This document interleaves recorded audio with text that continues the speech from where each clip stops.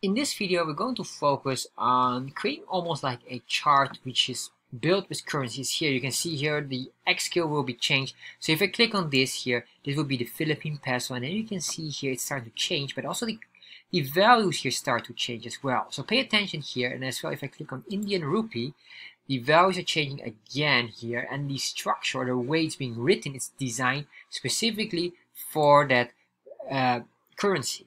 And you can see here, and then we can reset it back to dollars here. This is only $900, but if I click on this here, it becomes 90,000. If I click here on the Indian rupee, it will become 67 plus. So it changes and it recalculates. It's like a currency converter. So let's start to explore how to do this. In this video, we're going to answer one of the viewers' questions, which is how to dynamically format numbers and currency in the X scale in Chartjs. So this question came basically from one of my videos here about how to shorten long data on the y-axis. Sadly enough, the comment was not able to be shown on YouTube, so luckily I was able to find the comment on my email, and this is a comment from Jonathan Ui Jung. So a special thank you to Jonathan for asking this question, and this is what Jonathan asked. Accents in Excel. By the way, I created a horizontal bar chart and want to achieve this and change the scale setting to x-axis, as the label number is on the x-axis, but I cannot achieve what I want. Nothing changes in the x-axis. Do you know why? Alright, so let me start to explore this one, because this, we had a conversation. Previously, you could see it here. If you scroll down here, eventually here, there was a whole conversation, and there was a specific one where we show how we can change the y-axis values, and now he has created a horizontal bar chart, so you need to change it on the x-axis. Alright, so let's start to look at how we can solve this. So what we're going to do here first is to create a default chart. So make sure you go to chartjs3.com getting started. At this link, we're going to get the default code. If you see this here, for some reason, I get this error on Google Chrome, but not on Firefox. So I don't know what it is, but I guess something on my computer. So copy this link here. And then if you want to understand what that link does, watch this specific video, or sorry, this code, what this code does, watch this video here. I'm going to paste this in here. And once we paste this in here, I'm going to cut it out and going to put it in here, or at least for me. Save that, refresh, and there we are. So now we have this. And what we're going to do here now is we're going to convert it into a horizontal bar chart. So to do this, we need to go here on the options, and then we say index axis. And this equals to y. So in essence, what we're really doing, we're swapping this on the y scale, and the y scale will be swapped, or basically the labels here, the numbers will be swapped here on the x scale. Alright, so if I save this now and refresh, you can see here now it has been swapped nicely. So what Jonathan specifically wanted was this one here, but I want to make something extra just so it's more fun. You can see something that you might commonly see in a chart for currency. So we're going to change this one here first. So let's start and work on that. And all we have to do here is the following. We're going to indicate here a few items, which will say here the option. We say local, and then in the local, basically here we can say here the English value and of course US dollar structuring. So basically what we're going to do here is the first thing is we're going to save this. We're going to refresh here. And right now you can see here still nothing happens. That's alright, because we still have to do some work more.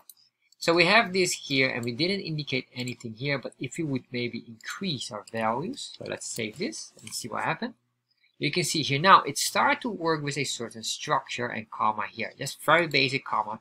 However, this is already a default item, and if you see my other one where I go here, for example, the Indian structure, which is interesting because it's slightly different. There you are, you can see here they have a different structure of counting. It already start to work. But of course, I can imagine you say, well, hold on. What about the currency symbol that we want to add up here in the scale? So let's start and work on that. So what I'm going to do here first, I will undo this because we're going to work later on with this interesting item here. So put this back on 18.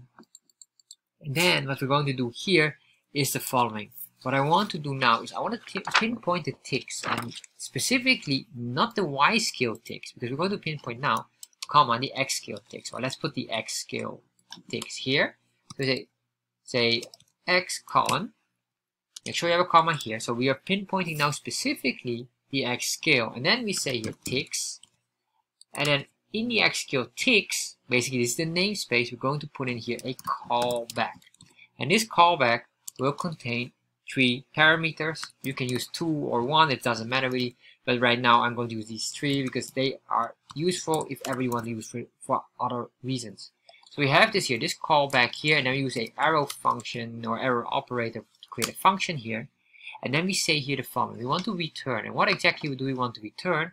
Our return will be dependent on the local here, of course. So what we need to do here is a return. And what are we going to return? Well, we're going to return specifically the value, but convert it into this. So if you want to really understand this, I would say here, you ready? Console log value. If I save this, refresh, open up, it doesn't show here anything, don't worry about that, but it will show you here the values of these ticks. And if I make this one again extensive, even here you'll see there is still no formatting, right? It doesn't do any formatting yet because it's just getting the value. It needs to basically have a formatting on here. So that's what we're going to do here. So for this, all we need to do here is say return. And we could say here, if we would return just value, you will save this. It will show you here now the value, but unformatted. So now we have to solve this. Let's solve that one. Basically here, we're going to create a new item. So we say new object, and then we say international numbering, or basically international with capital I for India, and then number with capital Nancy, and then format. So basically we're going to do a number format. And this number format will be, we can put in here, we can grab this for example. Let's grab this one, put it in here, and then we say here, comma, then we say here, let's put an enter here to make it a bit more readable. Then we say here the following. Oh, before we even do that, curly braces, and then here, this should be like that. All right. And then we say here, style. So basically what we're doing here is a object destructuring. We have an object, we destructure it because this here basically is creating an object. The new here creates a new object, number formatting, which has multiple options. Very similar to what we have here. All of these items here, these options, this, oh, sorry, are breakdowns of destructuring, or basically of an object. So we do exactly the same here. So we say here the first one would be a object called currency, and currency has a nice hidden meaning in it. I will talk about it later on. So we have your style, currency, and then we say here, because this is now basically we create here an object, and this object now can be recognized, and then we say here the currency will be equal to, let's get the Indian rupee symbol. So we get this, we will understand that this will be converted into an Indian rupee symbol, and then we have here the maximum significant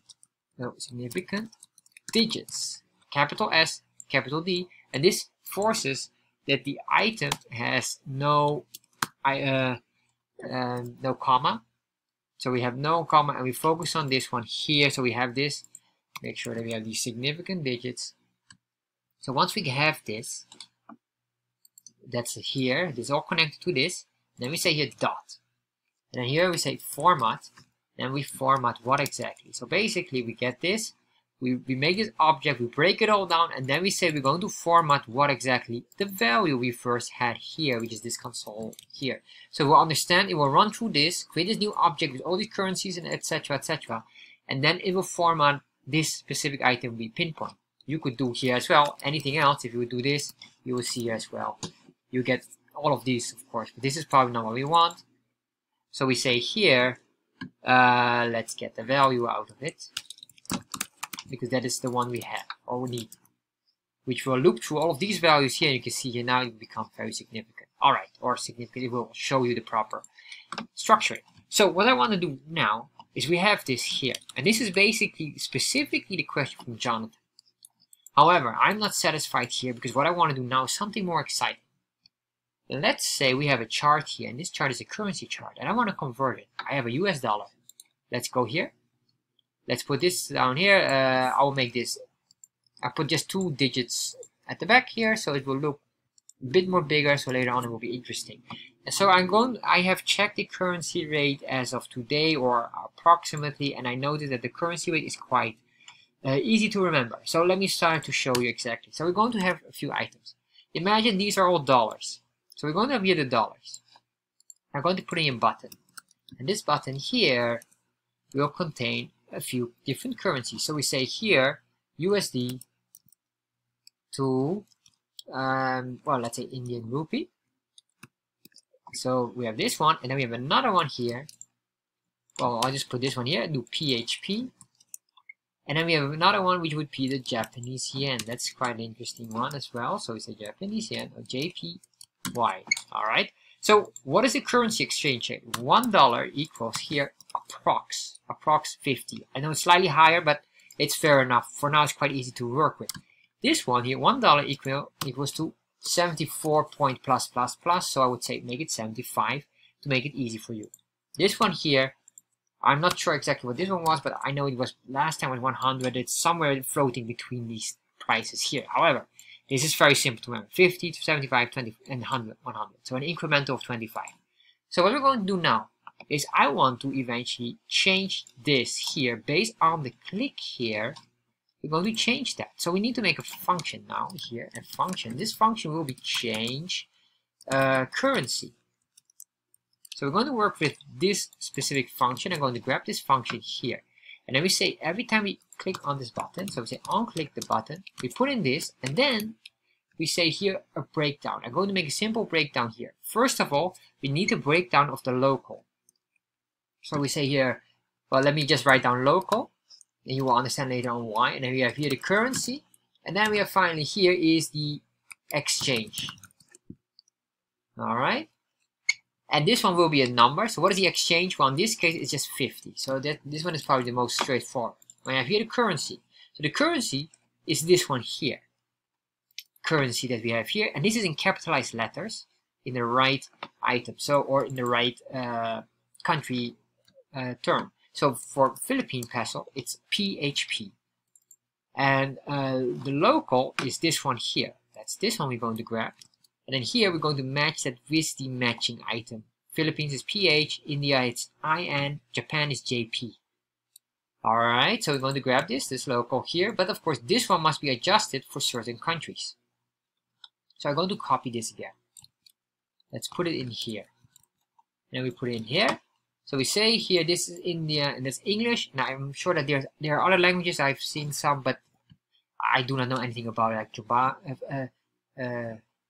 I will not even say, I forgot about it, but there are different languages, so you might change this to, if I'm not mistaken, Tamil. I think that's one of them, and I'm certainly there are so many different more. However, you can look at this one here for JP. You just put in JP here. I'm no expert in these languages, so sorry about that. I should not even talk about it. However, just to make a point, so English. Philippine peso. So basically what this would mean is the English structure here would be, or also English structure, would then focus on the Indian structure of showing the numbers, or showing the currency, how it's being displayed. And this one is the Japanese one as well. So Japanese structure has no cents, so there's no value for that. For Philippine peso, there might be USD as well. All right, so we have this here now. So what I want to do here now, I don't want to go too deep in all these knowledge. So we have this one here, I will keep this one, and since we have this already, this will overrule whatever we have here, so it doesn't matter so much. So we say here, USD, alright? So we have this structure here, local, I want this as well, same. Why? This will also match our tooltip with the same value. Save this now, refresh. Alright, we have this, if you look at the tooltip, just very basic structuring here. Alright, that looks beautiful. So we could comment this out, but then you have here, cents as well. Personally, I believe that for Indian, if your currency is quite high, or like this here, same as Philippine peso, the cents doesn't even matter anymore. Same with Japan as well. It doesn't really matter. So I think we can just remove this. All right. Or sorry, maintain this. Maintain this one here. So we just show only this one without the digits. So now we have this. Now I want to make the function here. The function luckily is quite straightforward because we have a few items you already know, which is this one here. This here. We have, let's call this the local, the currency, and the exchange, or the exchange rate. So we call this the local as parameter, currency, comma, exchange. So now we have this here, and all what we need to do now is basically copy almost this structure here.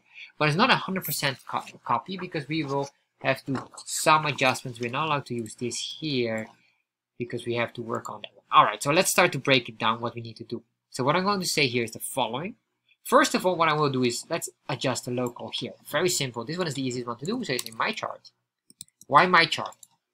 We want to go and pinpoint this specific item here. So to do that, we say my chart, and from my chart we go to config, and from config we go to options, and then we go to local.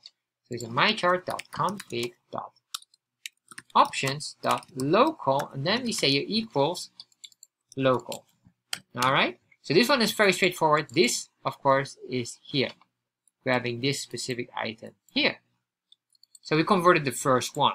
So the next one we need to convert is basically based on 3 items, which is this here, or sorry, this one, and this one here.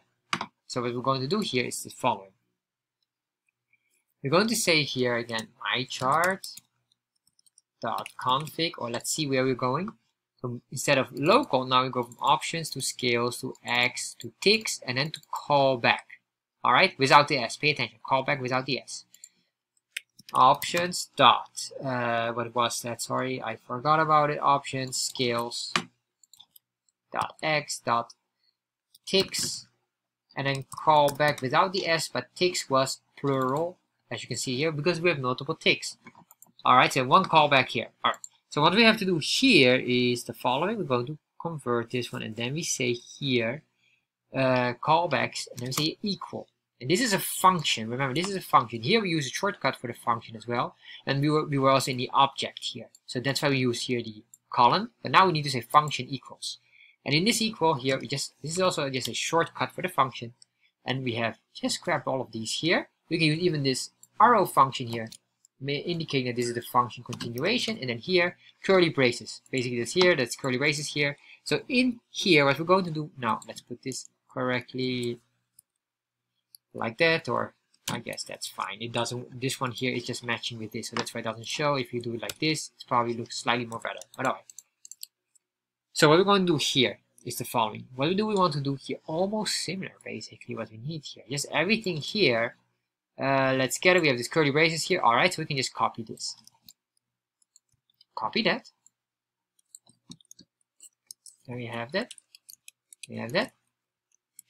And that. Alright. So we have this here now. We got this, but this one needs to be converted in. So how do we convert this? Of course, you already figured it out. What we need is the local here. This is the one. We're going to convert this one here. Alright, so next one is the currency, which is not this, but this part here. Focus on the currency symbol. Maybe this should be currency symbol to be more specific. I guess that should be, let's call this currency symbol. We put it in there. Alright, so then we cannot make any mistake. It's clear what it is. So then we have this. I'll just maintain this. The value here is just similar here. We will maintain this one. And then what we're going to do here now is we're going to save this. So if we save this here and we refresh, you can see here now we have it. Oh, I guess there's something not working. Alright, let's check. Oh, of course. So what is the issue here? This makes of course sense. Is the reason why it doesn't work here right now, we're not updating the value. So we go here, and let's see this in this function here, just below here. We're going to say here my chart. My chart, make sure you spell it correctly. Update. Save this, refresh. Alright, let's see. Do we have it? There we are. So you can see here now, oh, what is happening here? Japanese yen is not working.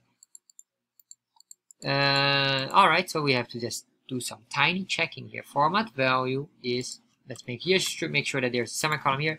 I'll put a semicolon here. Save this again.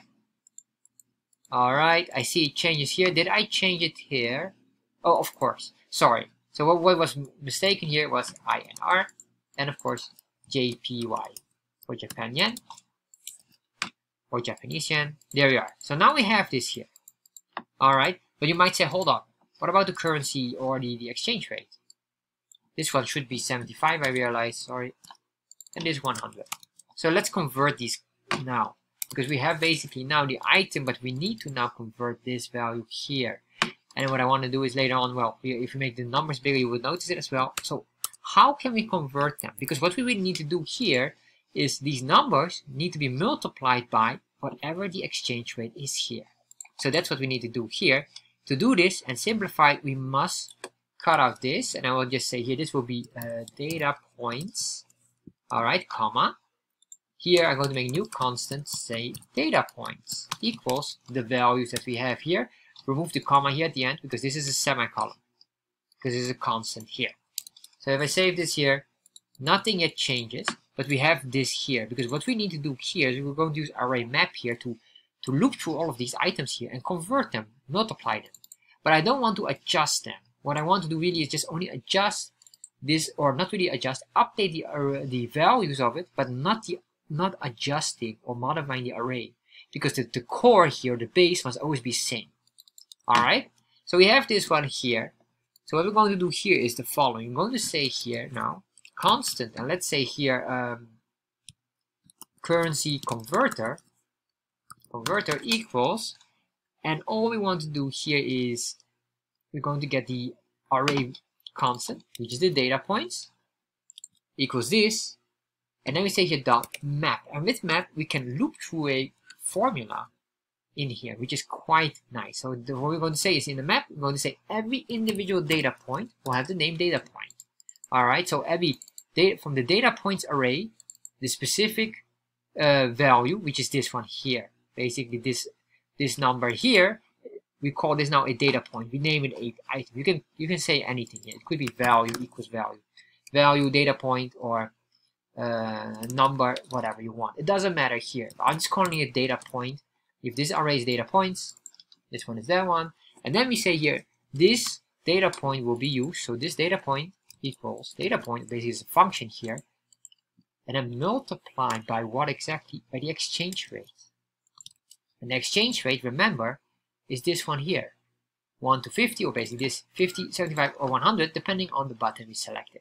So once we have this column, and then we can say here the following. What we want to do now is, because this is now a new array, let's do console log. I will show you this is our new array. If I save this now, refresh, if I click on 75, you can see now it's instantly the values changes. If I do this, you can see here this is 180,000, which is correct because it's 1,800.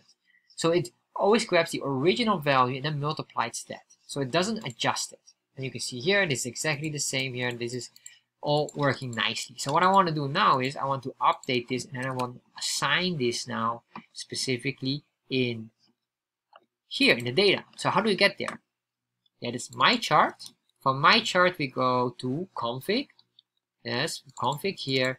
And then from config we go to data, because the data is here, and this data is of course this data item constant here.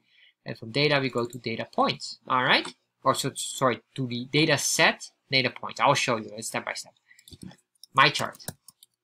Then we go to config.data. All right, so you already figured out this one. This is the one I explained here. Now we are in the data constant. In the data constant, we need to go to data set. Remember, this is an array because it's a bracket.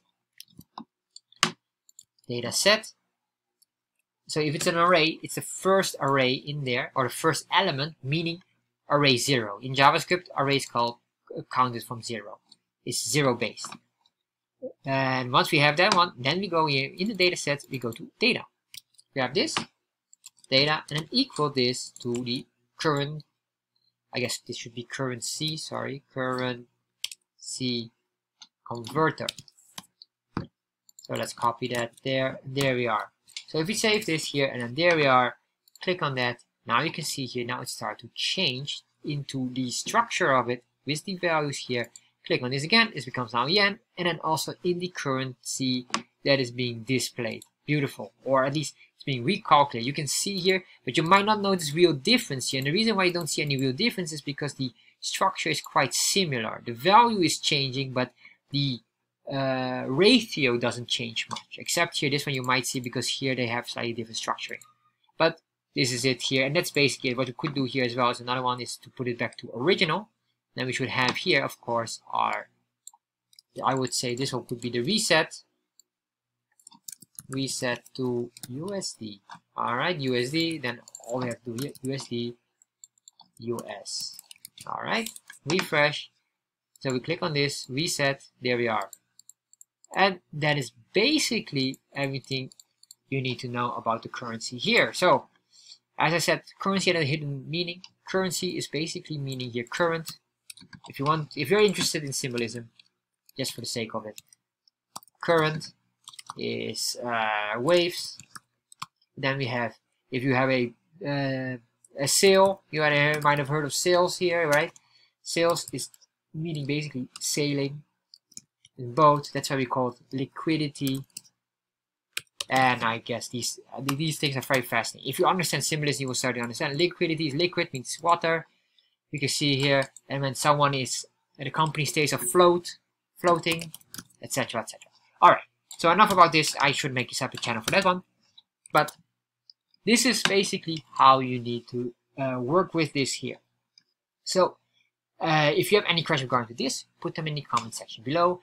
And next, maybe if you're interested and want to go even more deeper, I always recommend every time or very often explore and understand data structures. Data structure is absolutely powerful, and that could be even applied in here to make it far more complicated and more interesting.